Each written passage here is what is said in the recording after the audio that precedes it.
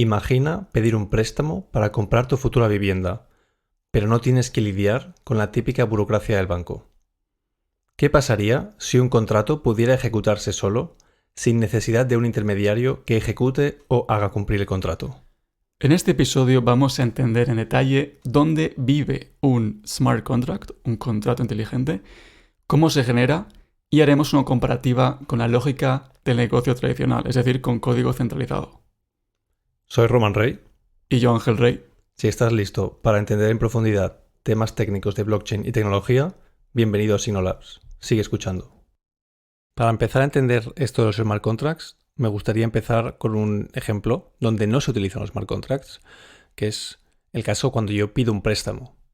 Yo, si quiero pedir un préstamo, tengo que irle a mi banco, tengo que enseñarle mi historial crediticio, ¿no? Primero tengo que haberme creado una cuenta donde pongo todos mis datos personales, etcétera, etcétera.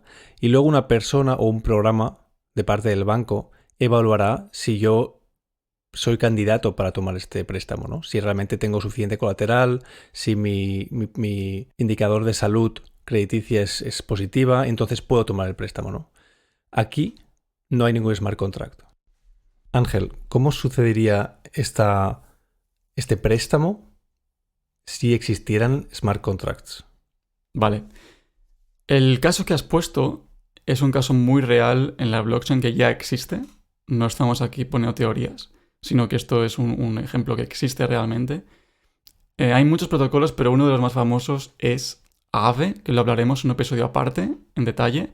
Pero básicamente en este protocolo tú puedes pedir prestado con un colateral que tú tengas y de manera descentralizada tú vas a obtener un préstamo. Vale, pero aquí yo entiendo que la blockchain siempre es descentralizada. Estamos hablando de smart contracts. ¿Dónde se ejecuta este smart contract? ¿Qué es el smart contract? El smart contract básicamente es código.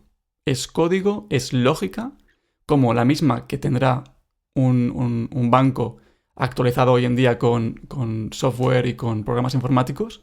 Lo que pasa es que la diferencia es que este código no está centralizado en una empresa, no es propiedad de una empresa en sus sistemas privados, sino que es código público, ¿vale?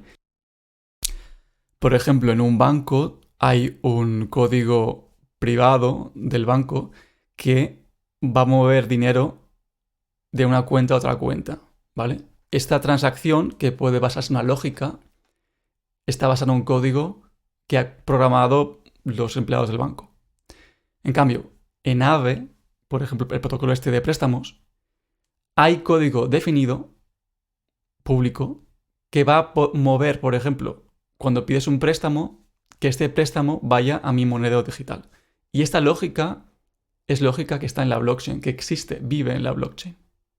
La diferencia es que, aparte de que la accesibilidad, una es privada y otra es pública, es que es permanente. Son contratos inmutables.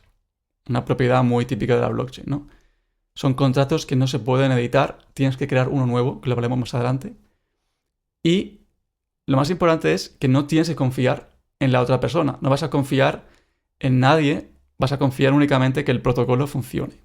Y cuando dices que son permanentes, esto es realmente porque cuando tú ejecutas una transacción, por ejemplo en el caso de Bitcoin, en el caso de Ethereum, esa transacción se queda en la blockchain para siempre, ¿no? O se queda agregada en la blockchain para siempre. Entonces, cuando tú desarrollas un smart contract y lo despliegas, eso también va a quedarse ahí para siempre, ¿verdad? Exacto, justamente.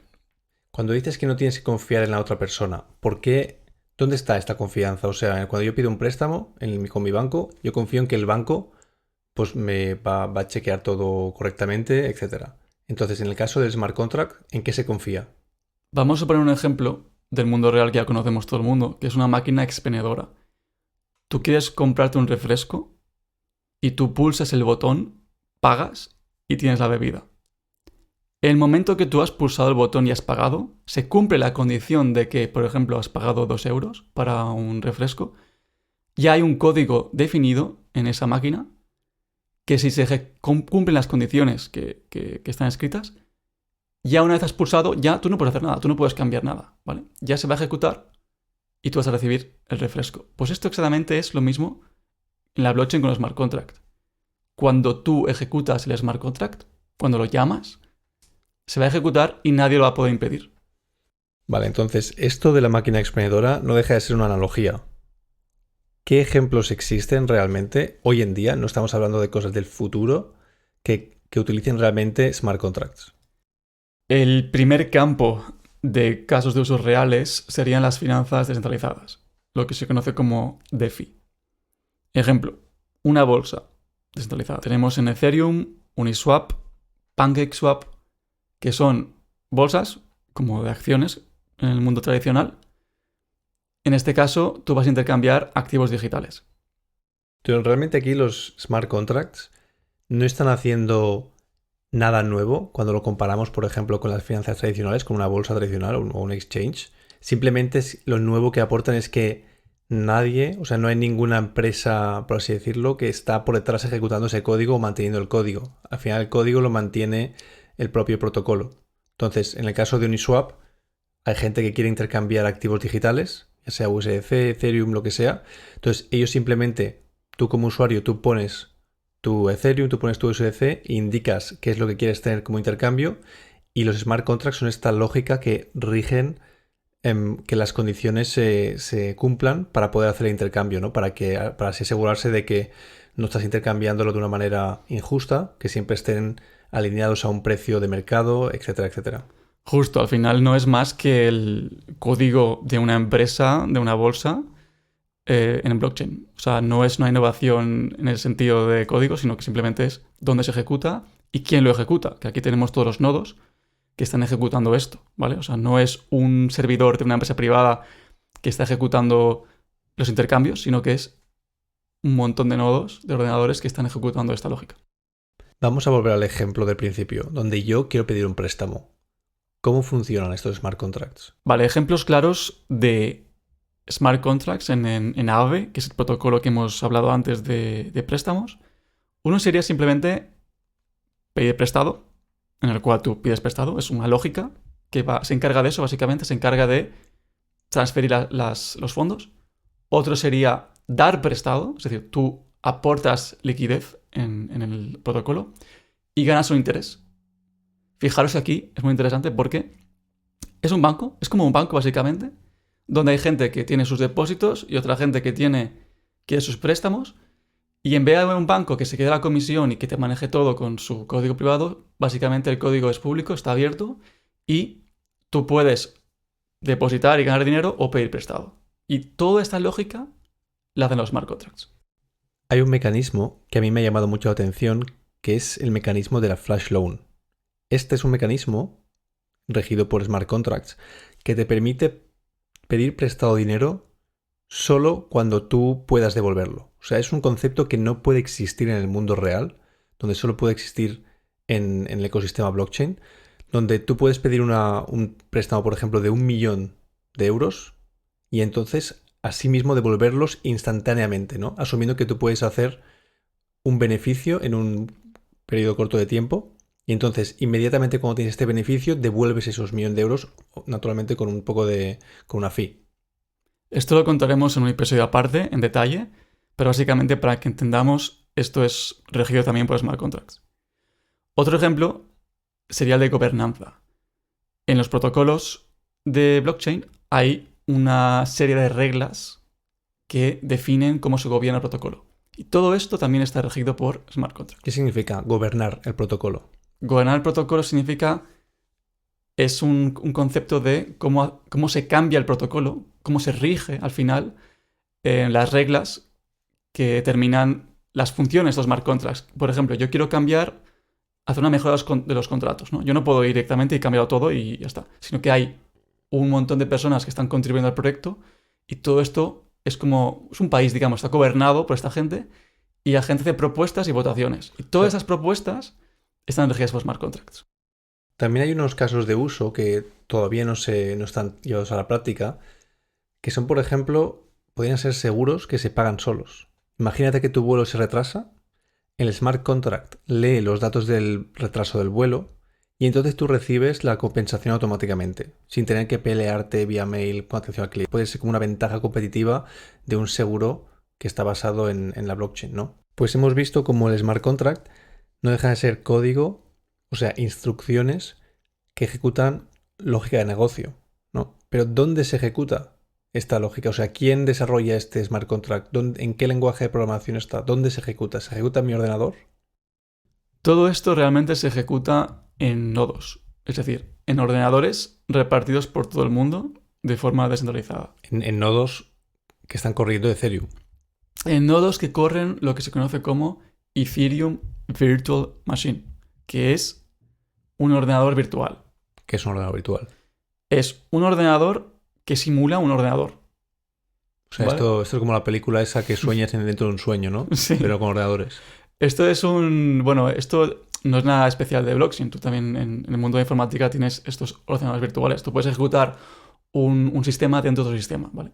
Pero bueno, dejamos aquí porque es un poco complejo. O sea, es un programa que tú corres en tu ordenador, ¿no? Y entonces los nodos pueden ejecutar esas instrucciones del código del smart contract. Todos los validadores de la red van a validar la transacción que se va a ejecutar. Van a validar la ejecución del smart contract. Claro, pero si todos los validan, es muy ineficiente, ¿no?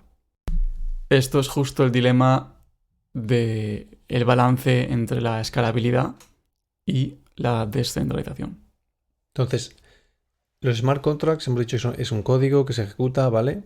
Pero es un código que al final no deja de ser, bueno, no es texto directamente, sino va a estar compilado y tal, pero no deja de ocupar un espacio. ¿Dónde se guardan todos estos códigos? Yo me pongo a desplegar ahora código, smart contracts, ¿dónde se van a guardar? Todo este código se va a guardar en miles de discos duros de estos ordenadores, de los nodos de Ethereum.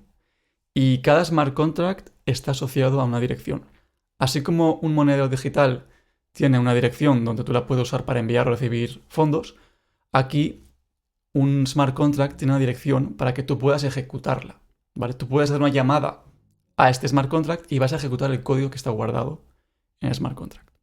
Esa dirección se va a crear automáticamente cuando tú despliegas el contrato. Cuando tú desarrollas el contrato como programador, cuando lo subes a la blockchain, se va a crear una dirección, ¿vale? Y este código al final, yo asumo que no va a ser Python o JavaScript. ¿Qué es? Cuando tú lo programas, vas a usar Solidity, que es un lenguaje de programación en Ethereum. Recordemos que ahora seguimos en el mundo de Ethereum, ¿vale? En otros blockchains habrá otros, pero por ahora en Ethereum se usa Solidity. Pero cuando tú lo subes a la blockchain, no está en Solidity. Se compila, ¿vale? Y se guarda en bytecode, que es un tipo. Y esta compilación no deja de ser una traducción del código de Solidity, que es más cercano al inglés, pues es esa traducción al lenguaje máquina, que al final los ordenadores no entienden inglés de por sí, necesitan esta traducción a instrucciones, que son como más bajo nivel, como más cercanas al hardware, en este caso más cercanas a la Ethereum Virtual Machine, que son instrucciones muy básicas. Y este código bytecode que hemos subido, que está público, no es directamente legible por el ojo humano, sí que se puede descompilar y leerlo, o sea, al final el acceso es público, como hemos dicho, pero no es que tú vayas directamente a Etherscan, que es un sitio donde puedes ver todas las transacciones de Ethereum, por cierto, que lo recomiendo que lo miremos. No vas a poder ver el contrato a no ser que voluntariamente tú lo hayas publicado, que eso es otra cosa. Tú también puedes publicar el smart contract para que la gente lo vea por transparencia, ¿vale? Claro, pero al final, aunque el código que se despliega no sea legible, sigue siendo público. O sea, cualquiera puede hacer esta ingeniería inversa de descompilar el código bytecode y entonces ver el código original. Entonces, vamos a poner un ejemplo práctico. Quiero desplegar un contrato inteligente. Paso a paso, ¿qué es lo que tengo que hacer? Vale, primero de todo vamos a escribir el código, evidentemente, en Solidity. Tú vas a escribir lo que va a hacer el código. Por ejemplo, el código va a congelar fondos y cuando yo reciba un pago, es decir, cuando reciba una transacción de, por ejemplo, un Ethereum, voy a liberar esos fondos y te los voy a enviar a ti. Esto es un smart contract, un ejemplo, ¿vale? Y cuando dices escribir código, es tú con tu ordenador escribiendo teclas en un fichero de texto. Exacto. Esto no es más que un código como puede ser Python, como puede ser Java. Tú escribes el código y ya tienes un smart contract en tu local, en tu ordenador privado, ¿vale? Entonces, luego lo vamos a subir a la blockchain. Lo compilamos en bytecode para que la EVM, la Ethereum Virtual Machine, lo pueda entender. que el bytecode repetimos una secuencia de instrucciones, como pues sería, por ejemplo, push, add, return, son como... Realmente instrucciones muy rudimentarias, pero es la base de la programación. Esto no es particular de Ethereum, es particular de toda la programación. La EVM entiende el bytecode, ¿vale? Por eso necesitamos esta compilación. Luego, desplegamos el contrato en la blockchain y el contrato en bytecode va a quedar guardado en la blockchain asociado a una dirección. Recordemos que cuando creamos un smart contract tendremos una dirección asociada. Cuando dices desplegar, esto no deja de ser hacer público, o sea, publicar tu contrato. Lo publicamos en la red de Ethereum. Y esto al final no deja de ser una transacción. De la misma manera que tú coges tu wallet y envías yo envío una transacción a Ángel, yo puedo desplegar con una transacción mi contrato. Entonces al final habrá una dirección que contiene el código, este bytecode, del smart contract. Y esto obviamente me va a costar gas. En Ethereum todo se rige en esta pequeña comisión, o sea que desplegar en sí cuesta un poco de gas. Que lo veremos más adelante. Pero vamos a poner un ejemplo de una vez ha desplegado, ¿qué ocurre? Tú despliegas, tienes el código ya en la blockchain preparado.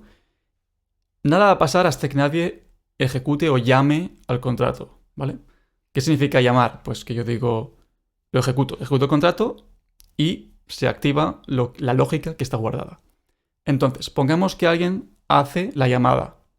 Entonces, lo que va a ocurrir es que un validador, ¿vale?, que es un ordenador virtual, un nodo, va a incluir la transacción en un bloque.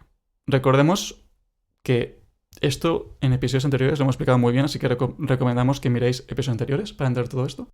Pero básicamente el validador incluye la transacción en el bloque y el resto de los nodos van a ejecutar esa transacción para verificar que el resultado sea correcto.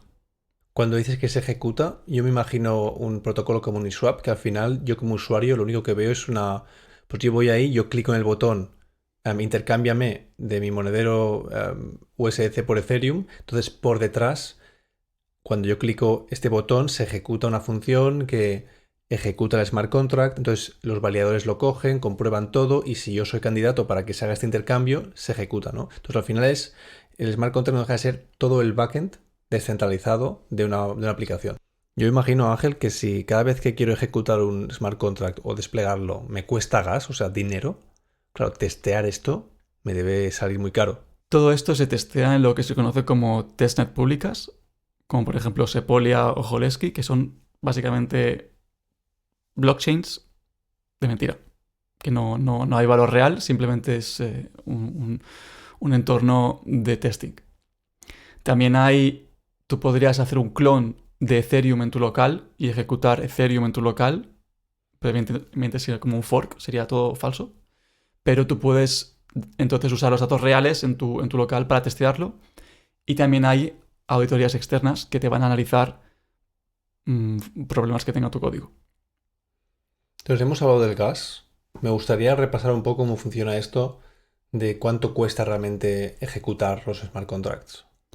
Recordemos que el gas es el coste que se usa en Ethereum para hacer transacciones, ¿vale?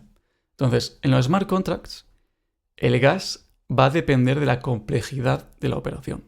Por ejemplo, si tú quieres transferir simplemente Ethereum, ETH, te va a costar, vamos a decir unidades, pero luego podemos traducirlo en dólares, 21.000 unidades de gas.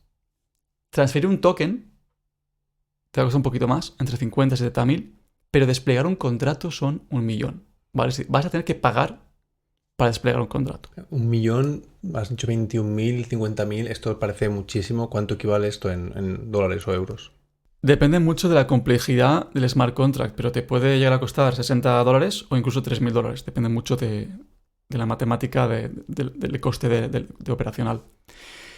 Pero sí que es cierto que en otras redes, en Layers 2, que se llaman, como Arbitrum, Optimism, Base, te cuesta como mucho $10. Y esos son los problemas de Ethereum que tienen que mejorar, que es uno de los dilemas, ¿no?, de cómo podemos hacer Ethereum más barato. Incluso hay otras redes como por ejemplo Polygon, que hablamos de céntimos cuando se despega el contrato. De hecho en Ethereum antes se hacía todo por prueba de trabajo, ¿no? Proof of work. Y ahora, bueno, hace unos años ya migraron a Proof of Stake por este mismo objetivo de hacerlo más barato. Vale, me gustaría hacer un repaso para realmente ver cuáles son las diferencias entre un backend tradicional, ¿no? Lo típico, pues el código que ejecuta tu empresa y un smart contract. Primero, ¿dónde se ejecuta? En el backend tradicional tenemos servidores centralizados, la empresa los controla. Tenemos una base de datos privada donde la empresa tiene acceso a los datos, nadie más tiene acceso. Y tenemos, por ejemplo, APIs. En el smart contract tenemos la EVM, la Ethereum Virtual Machine. Que es como este ordenador distribuido en todos los validadores de Ethereum. Exacto. Entonces, al final, ¿dónde se ejecuta? En muchísimos nodos, en muchísimos ordenadores en el mundo. Vale, Luego, luego, has hablado de cómo el código de Ethereum es inmutable. ¿Cómo se compara esto? muy sencillo. En el mundo tradicional de backend, con lo que hemos comentado en la empresa, el desarrollador cambia el código cuando él quiera, ¿vale? O sea, lo típico de que te actualicen la aplicación de YouTube y te la destrozan. Y por otro lado, en los smart contracts, como son inmutables, no vas a poder actualizarlo, pero sí que es cierto que hay maneras de quitar el problema este, crear otro contrato nuevo y lo puedes linkear con el antiguo. Luego está el tema de la confianza. En la confianza tenemos que la empresa, tú vas a confiar en la empresa, tú como usuario confías que funcione lo que te están ofreciendo, confías que no te van a engañar. En el smart contract no confías en nadie en particular, solo confías que el protocolo funcione correctamente. Bueno, ¿Vale? también confías que el código del smart contract sea correcto, ¿no? Porque al final pueden haber errores y han habido errores. De hecho, un error puede llegar a causar agujeros de seguridad. Un ejemplo de esto es en el DAO, de DAO, que era un fondo capital riesgo automático basado en blockchain, que pasó en 2016, fue hackeado causando pérdidas multimillonarias precisamente por una vulnerabilidad que se encontró en el código del contrato. Y utilizó una cosa que se conoce hoy en día como un ataque de reentrada, donde básicamente cuando tú intentabas retirar dinero seguidamente, el smart contract no chequeaba, no restaba el retiro anterior para comprobar el saldo actual. Entonces, claro, tú podías, es como te podías aprovechar del bug, ¿no? Y podías sacar, porque sin que el sistema te bloqueara, sin que el sistema detectara que tu saldo estaba negativo. Y esto al final causó un problema enorme. De hecho, como curiosidad, causó que Ethereum tuvieran que hacer una reescritura de la historia de la blockchain, Un fork. dividiendo la blockchain en dos, Ethereum Classic y el Ethereum actual. Luego, en términos de costes, tenemos que por un lado el backend tradicional va a tener servidores y una infraestructura que mantener. En el caso de smart contract tenemos el concepto de gas, que hemos explicado anteriormente. El usuario paga por ejecutar el código. En velocidad, el backend hablamos de milisegundos. En el caso de smart contract, en Ethereum va a tardar más. En otros protocolos puede tardar mucho menos, es mucho más eficiente, pero en Ethereum sí que es un poco más lento. Y aparte de esto, me gustaría hablar de la privacidad. ¿Vale? El bytecode se puede descompilar en pseudocódigo, es decir, tú vas a poder entender lo que está escrito, como hemos comentado anteriormente. Es una API pública, cualquiera puede interactuar con el contrato, integrarlo en sus aplicaciones, cualquiera puede ejecutarlo. Por ejemplo, en MetaMask también se usan smart contracts de otras aplicaciones. De hecho, el hecho de que cualquiera puede leer los smart contracts hace que estos sean estrictamente testeados y comprobados frente a bugs o fallos de seguridad. Porque si todo el mundo puede verlos, todo el mundo puede encontrar estas fallas de seguridad y entonces así aprovecharse del sistema, como pasó con the DAO. Y en comparación con el backend, tenemos que el código es casi siempre privado. Evidentemente hay excepciones como open source, APIs públicas, pero como regla general es privado. Lo que sí que este código de los backends tradicionales tiene mucha más facilidad para acceder a datos reales, como podría ser, por ejemplo, precios de activos de CoinMarketCap o datos del tiempo o datos de una empresa privada, de transacciones, de órdenes de compra, etc. Mientras que Smart Contract no puede hacer llamadas directamente a estos datos. Tiene que usar lo que se conoce como oráculo. Los oráculos traen datos del mundo real a la blockchain. Los publican en un contrato dentro de la blockchain y otro contrato va a acceder a esos datos. Vamos a poner un ejemplo con Aave, la plataforma de préstamos descentralizada, donde un usuario quiere pedir prestado USF. Entonces deposita un wrapped Bitcoin como colateral. Entonces, Aave necesita saber cuánto vale ese wrapped Bitcoin para así poder deducir cuánto puede prestar como máximo al usuario y cuándo debería liquidarle si el precio cae. Entonces, Aave usa un contrato de un oráculo para esto, donde puede leer el precio de wrapped Bitcoin en USDC. Entonces, como fuente suele usar Chainlink, que es un proveedor de oráculos, donde provee precios. Y esto recoge precios de muchos exchanges, los agrega y publica el precio en un smart contract. Entonces, Aave usa Chainlink, usa este oráculo para conocer el precio y así los smart contracts pueden determinar cuándo pueden liquidar o cuánto puede pedir prestado a un usuario. Como el calculatorio Wrapped Bitcoin, WBTC, es Bitcoin en Ethereum, ¿vale? Como calculatorio. Es algo así como Bitcoin envuelto en Ethereum. Exacto. Y finalmente me gustaría hablar de cuándo tiene sentido usar smart contracts y cuándo no, porque no es que los smart contracts sean útiles para todo, tienen casos muy específicos. El primer caso, y es un caso que hemos repetido muchas veces en los episodios en la blockchain, es la baja confianza. En escenarios de baja confianza, tú no puedes confiar en la otra persona, aquí tiene la blockchain una ventaja. Si tú no confías en un banco, no quieres participar en ese bancario, tú podrías usar Aave, confiarías evidentemente en la matemática y en el código, pero vas a pedir prestado o dar prestado sin intermediarios. No tienes un broker, no tienes un banco, estás tú solo con el protocolo. Otro ejemplo sería si quieres comprar o vender activos y no quieres usar una bolsa tradicional donde hay una empresa detrás que se encarga de mantener todo el código, las comisiones te pueden, por ejemplo, conectar con el gobierno, estás en el sistema directamente. En este caso, si usas Uniswap, usas intercambio sin intermediarios. ¿Cuándo usar un backend tiene sentido, un backend privado? Pues cuando tienes datos privados, quieres que datos nadie los lea, nadie tenga acceso a esos datos, tienes lógica privada de negocio, sobre todo esto en todas las empresas básicamente, es muy, muy importante, o tienes un procesamiento muy intensivo de los datos que Ethereum en este caso todavía tiene mucho que mejorar. Si hiciéramos en Ethereum sería extremadamente caro. Es muy caro. Sí que es cierto que podemos usar las Layer 2, que son mucho más eficientes, y Ethereum aún así está mejorando bastante. Así que igual es una cuestión de tiempo hasta que Ethereum permita esta escalabilidad y esta velocidad. Para concluir, hemos visto cómo los smart contracts coordinan valor entre actores que no confían entre sí. Estos smart contracts se ejecutan en estos miles de nodos mediante la Ethereum Virtual Machine, en los validadores de Ethereum, lo que garantiza que todos obtienen exactamente el mismo resultado sin depender de una empresa o un servidor central. Entonces, una vez despliegas este smart contract es inmutable, no puedes cambiarlo, y los smart contracts no sirven para todo, o sea, no proveen esta privacidad, ya que la lógica al final acaba siendo pública y actualmente es un ecosistema con poca madurez. Y bueno, como frase bonita para final, para quedar bien en el podcast, decimos: Internet nos permitió intercambiar información sin intermediarios, los smart contracts nos permiten intercambiar valor sin intermediarios. Muy bonita esa frase. Gracias por escuchar y estamos en contacto. Adiós.